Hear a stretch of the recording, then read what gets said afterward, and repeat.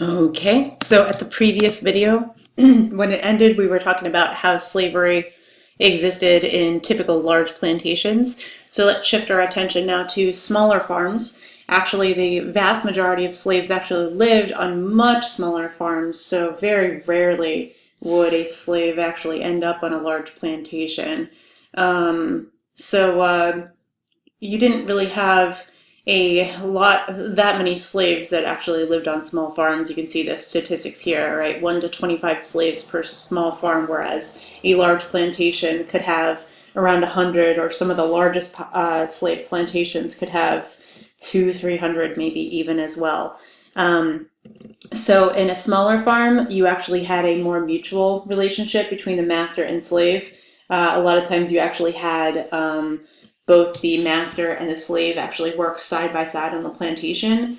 Again, it very much varied based on the nature of the master, but sometimes the work could be relatively cordial and a slave could be treated fairly well by his master. But again, that really depends on each individual circumstance. Slaves on small farms actually tended to have more independence than their counterparts on plantations rather, and some of that is because they would work during the growing and harvest season, and in the winter seasons sometimes they would have the time off. This also meant that slaves could effectively get another job in the off season, right? So if they could move to a more urban area, for example, maybe take on a job as a skilled artisan, maybe if they could find their way to a port city, right, they could actually find a job on shipping docks, right, sort of like as a longshoreman. So this was also a possibility. But if you lived in a really rural area, then that might be more difficult. So again, most slaves that you encountered in the Americas were most likely living on a much smaller plantation. So again, we talked about this a little bit in the last video, but you could sort of ask the question, well, which lifestyle is easier? What type of slave is the best to be? That is a terrible question to ask, but you know what I'm getting at. And again, there really is no right answer to that. Like, you could say that in a small plantation, it's a little bit more egalitarian. They tended to share more work with their master. Their master was right out there getting his hands dirty with the slaves. But at the same time, you have constant oversight, right? Your master's always working with you, therefore he always has an eye on you. Whereas in a large plantation, you probably had a lot more work to do, so that was no good. The work never ended. But at the same time, if the master was not always around, you could develop your own culture, which we talked about in the previous video. So in towns and cities, slavery took a slightly different form. Again, I already mentioned this in passing, but it varies a little bit depending on where you are in the colonies. So in the North, actually, again, like I mentioned before, the vast majority of slaves actually worked in shipping areas. So as teamsters and longshoremen.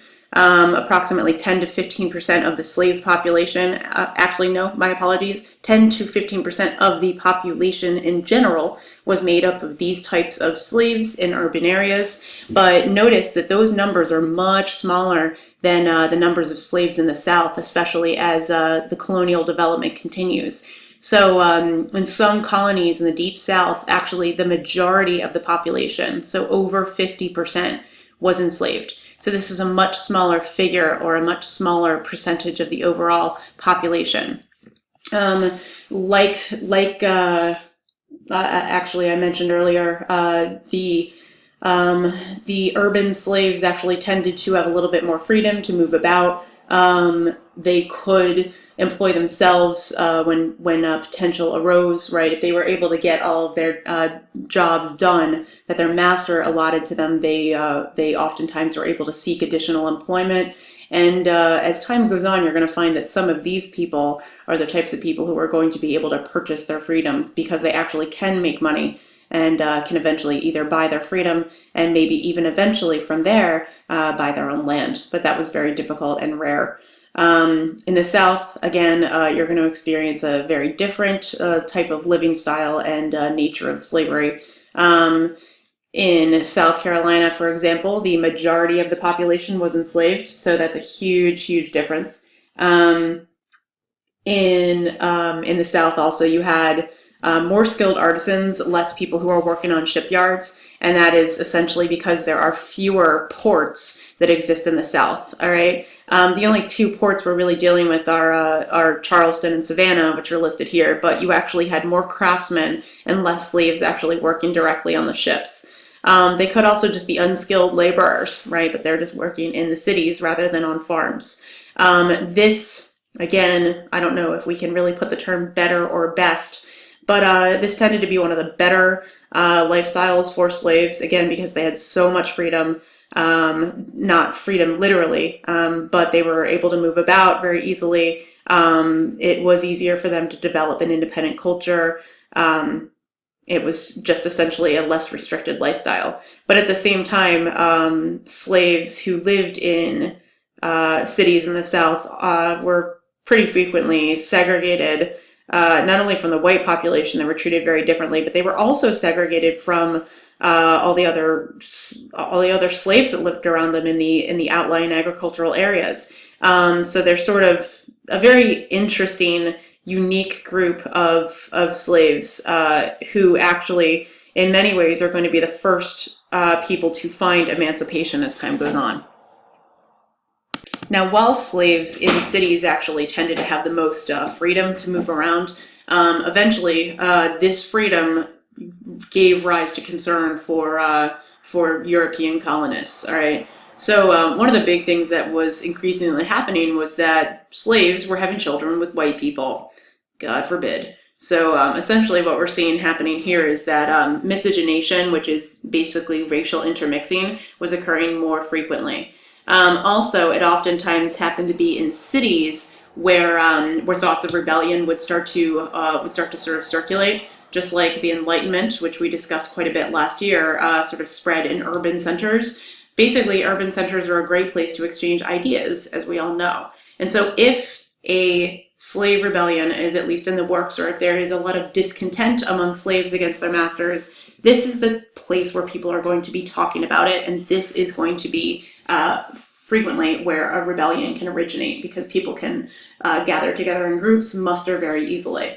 So basically, what we're going to start to see happen increasingly is that slave codes are going to be introduced to try to restrict the freedom of movement and the ability for urban slaves to talk with one another.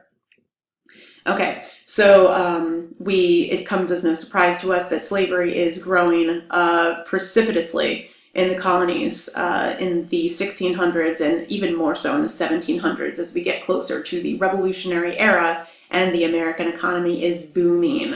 All right, so by 1700, 1 in every 5 colonists was a slave, and of course that percentage was much higher when we're only looking at the southern colonies. Now it says trade to kidnapping here, so interesting. Ultimately, what we start to see is that the slave trade itself, as it was implemented in West Africa, is going to start to dismantle. And more and more frequently, slaves were effectively stolen from their places, from their living places in Africa, and transported to the New Worlds. Right. So ultimately, what we're seeing is that the slave trade itself is becoming increasingly corrupt. You're actually experiencing there was a lot of strife within West Africa among different groups, because essentially African slave traders were kidnapping either their own people or their rivals and enslaving them. So there's a huge period of instability that lasts for centuries afterward in Africa, because there's this huge exodus of their population. We talked about the Middle Passage a little bit earlier, but just realize that the Middle Passage was very fatal in itself. So 10 to 40% of the population of slaves on the boats over, before they even got to the New World, were dying because of the violence, just the lack of sanitation, and so many other bad things that occurred on the journey. And sometimes slaves would also break out in a mutiny against their slavers, or the people at the very least driving the ship. One of the most famous instances of a mutiny was on the Amistad ship, and we will discuss that when we get into the 19th century, because that happens a little bit later. But again, mutiny was not uncommon. So with regard to slave codes, which we mentioned before, This was just yet another way to subordinate the slave population, increasingly relegate them towards property status, preventing them from marrying, separating families by sale, and basically breaking up kinship networks. Okay, so slavery, again, kind of continuing this, varied considerably based on region. All right, so let's focus on the Deep South first and then work our way a little bit farther north. So slavery arguably was the worst in terms of the condition for the slaves in South Carolina and Georgia. It was hottest there, and also the climate was much more humid, very conducive towards malaria. We can tell because rice and indigo were very prominent there that this is a very swampy, kind of muggy, kind of malaria-inducing climate.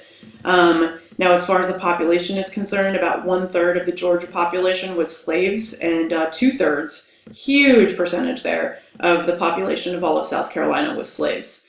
Okay, the South Carolina and Georgia colonies tended to have the biggest plantations compared to other colonies like Virginia and Maryland. So what we actually saw was that South Carolina and Georgia tended to be the destination places for some of the richest English gentlemen who were looking to make a fortune off of the tobacco industry and then later the cotton industry. You're going to actually experience, though, even though these colonies represent some of the most extraordinary degrees of wealth among the English, that this is also this section of the colonies where you see the richest slave culture develop, and that's just really because there were so many slaves there. So first off, slaves actually, in the largest plantations, they would develop a community within the plantation. They really did not have much freedom to leave the plantation and meet people from outside. And so essentially, they were in their own community right there in the plantation. Again, like we said before, they spoke their own languages, and we refer to these different hybridized dialects as Gullah. We also talked earlier about substitute kinship, which would mean that even if you were sold apart from your family, you would develop a de facto family with the other slaves that you lived with on the plantation. Now, in the other less deep South colonies like Virginia and Maryland, there were fewer slaves. They were a minority of the population, and it was more rare that they were actually coming straight from Africa to live on the plantations. So they actually had been born in the United States, and it was much less likely then that they really had as much of a connection to their African culture. Now, there was tobacco, of course. As we know, tobacco first became successful in Virginia, but because the climate is a little bit cooler, it had a shorter growing season, and so this basically meant that slaves eventually would be doing other types of jobs once the tobacco season ended. So sometimes slaves would find themselves occupying multiple roles, maybe being more of a field slave in the summer, and then maybe taking on a more domestic task or a task closer to the house in the winter. And also slaves could be leased out to work in the cities as well. So basically their master could rent their services to someone else. So let's actually stop here. I know there have been many videos for slavery, but it's a complex topic. We're going to do one final video looking at slavery in the North, looking at free blacks, and just a few more slides after, and then we'll be finished with slavery. Thanks for your patience.